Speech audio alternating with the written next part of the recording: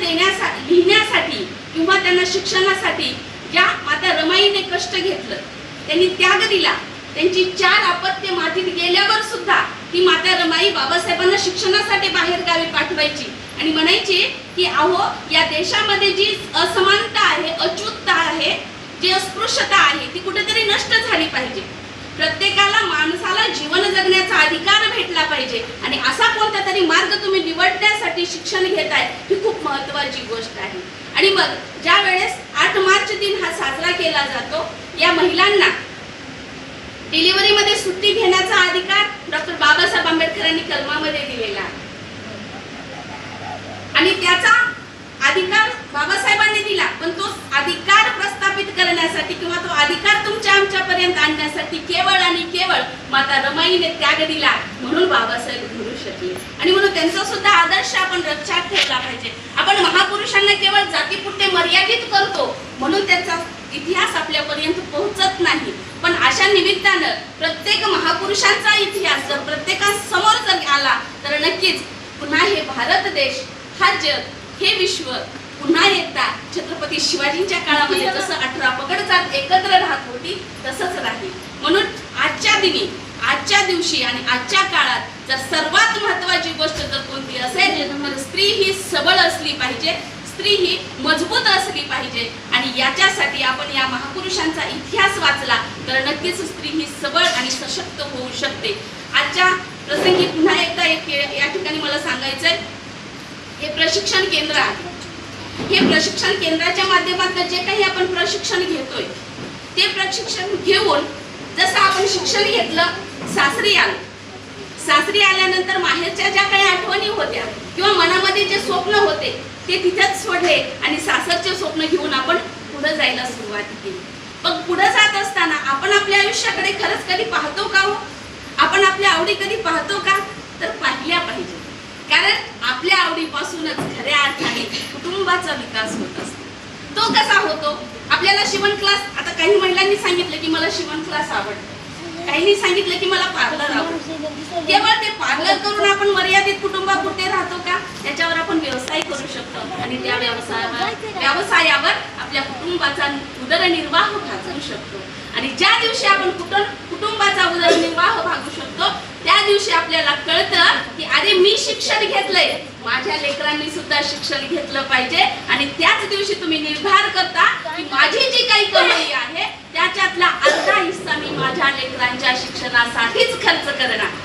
खऱ्या अर्थाने हा जागतिक दिनाचा आपल्याला फायदा आहे, कारण जी महिला आपल्या लेकरांना शिक्षणासाठी अर्धा खर्च बाहेर काढून ठेवते ती कधीच त्या कुटुंबातून, त्या गावातून आणि त्या समाजातून बाहेर निघू शकत नाही. ती सतत जिवंत राहते, ती तिच्या कार्याने राहते. समाज घडण्याच्या 3 पायऱ्या असतात. प्रत्येक समाज घडण्याच्या या 3 पायऱ्या असतात: शिक्षित, सुशिक्षित आणि सृजनशील. मग आपण शिक्षण घेतलं, लिहायला वाचायला शिकलं, आपलं नाव वाचायला शिकलो, तो झाला शिक्षित समाज. मग सुशिक्षित समाज कोणाला म्हटलं जातं? आपण काय लिहिलंय, काय वाचलंय हे आपल्याला कळतंय, त्याला सुशिक्षित समाज म्हटलं जातं. आणि सृजनशील समाज त्या समाजाला म्हटलं जातं किंवा त्या समूहाला म्हटलं जातं. काय लिहिलंय, काय वाचलंय हे आपण समजलंय आणि त्याचा छातीठोकपणे स्वीकार केलाय, त्याला सृजनशील समाज असं म्हटलं जातं. बघा, आपल्याला कोणताही वैयक्तिक जातीचा समाज निर्माण नाही करायचा आहे, तर आपल्याला सृजनशील समाज या पृथ्वी तलावर निर्माण करायचा आहे. आणि म्हणून आपण घेतलेलं शिक्षण समजून घ्यायचंय आणि त्याचा छातीठोकपणे स्वीकार करून जो स्त्री जगायला शिकते तो खऱ्या अर्थाने सृजनशील समाज होतो. आणि आपण इथं जमलेल्या सर्व महिलांनी संकल्प करूया की मी जरी या धर्माची असले, मी या समाजात जन्माला आलेली असले, तरीही मी आजपासनं सृजनशील समाजामध्ये जीवन जगणार आहे आणि तिच्यानुसार आचरण करणार आहे. असा जर आपण संकल्प केला, नक्कीच आजचा जागतिक दिन सर्वात श्रेष्ठ दिन ठरला. या सर्व जननी असलेली स्त्री कधीही मागे पडू शकत नाही, कारण ही ताकद पुरुषांना नाही. पुरुष फक्त कष्ट करून घरामध्ये पैसा आणतात, पण त्या पैशाची विल्हेवाट कशा पद्धतीने लावायची आहे ही फक्त स्त्रीच करू शकते. स्त्री मध्ये एक वेगळी सहनशक्ती असते. ती सहनशक्ती या पृथ्वी तलावर कोणत्याही प्राण्याला नाही. आपण प्राणी आहोत. या पृथ्वी तलावर जेव्हा ही पृथ्वी निर्माण झाली तेव्हा आपण प्राणी होतो. आणि मग इतकी ताकद, इतकी सहनशक्ती, इतकी बुद्धिमत्ता कोणालाही नाही जितकी स्त्रियांना आहे. आणि म्हणून आपण कुठेही कमीपणा वाटून घेऊ नका की अरे मला हे जमत नाही आणि मी करणार नाही, मला हे येत नाही, मी तिकडे जाणारच नाही. प्रत्येक गोष्ट, प्रत्येक मार्ग हा स्त्रियांना मोकळा आहे. तो मोकळा मार्ग या महापुरुषांनी केलेला आहे. आणि म्हणून त्यांचा इतिहास वाचला पाहिजे, त्यांचं व्यक्तिमत्व वाचलं पाहिजे. तरच आपण आपल्या जीवनामध्ये पुढे काहीतरी करू शकतो आणि आपली पिढी ही सृजनशील समाजामध्ये जगू शकते. हेच या ठिकाणी मी सांगू इच्छिते.